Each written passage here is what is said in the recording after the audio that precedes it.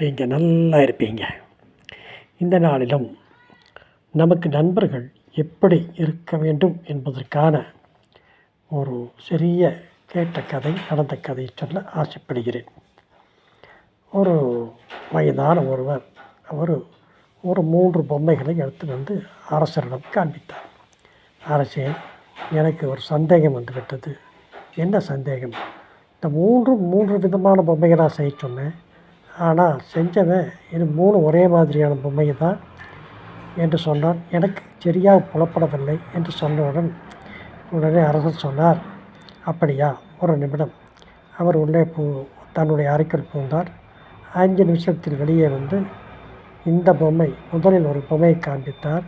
இந்த பொம்மை தான் நல்ல பொம்மை, மற்ற 2ம் சரியானதல்ல என்று சொன்னார். என்ன அரசு, எப்படி கண்டுபிடித்தீர்கள் என்று கேட்டார். இந்த பொம்மையோட காதுக்குள்ளே ஒரு மெல்லிய ஊசியை விட்டேன், அது போகவே இல்லை, பாதியோடு நின்றுச்சு. இன்னொரு காதுக்குள்ளே விட்டேன், அது வாய் வழியாக வந்துச்சு. இன்னொரு காதுக்குள்ளே விட்டேன், அடுத்த காதுக்குள் வந்துச்சு. ஏனென்றால் ஃபஸ்ட்டு பொம்மை எதையும் உள்வாங்கி வெளியேயும் சொல்லாது, யாருக்கிட்டையும் சொல்லாது. அது நல்ல நண்பனுக்கு அடையாளம். 2வது, அந்த ஊசி காதில் விழுந்தவுடன் வாய் வழியாக வந்தது. எதை கேட்டாலும் அடுத்தவங்க சொன்னால் தான் அவனுக்கு தூக்கமே வரும். 3வது, ஒரு காதில் விட்டால் 2வது காதில் வந்துடும். இதில் வாங்கி அதில் விட்டு முன்ன எல்லாத்துக்கும் ஊரே போய் சொல்லிக்கொண்டே இருப்பான். அந்த மாதிரி பொம்மைகள் என்று சொன்னவுடன் அரசவை ஆச்சரியப்பட்டது. இது காந்தியடிகள் உபயோகித்த குரங்குகள் மாதிரியும் இருக்கும் உங்களுக்கு. ஆனால் பைபிளில் பார்த்தீர்களானால் தாவீது 2வது அரசனாக கர்த்தரால் நியமிக்கப்பட்டவன். அவனுக்கு 3 பேர் இருந்தார்கள். ஒன்று, தாவீது தன் சொந்த மகளை கட்டி கொடுத்தவன். ஆனால் தாவீதுடைய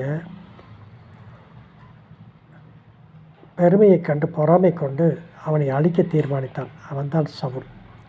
2வதாக ஒருவன் இருந்தான், அப்சலோம். அவன் சொந்த மகன்.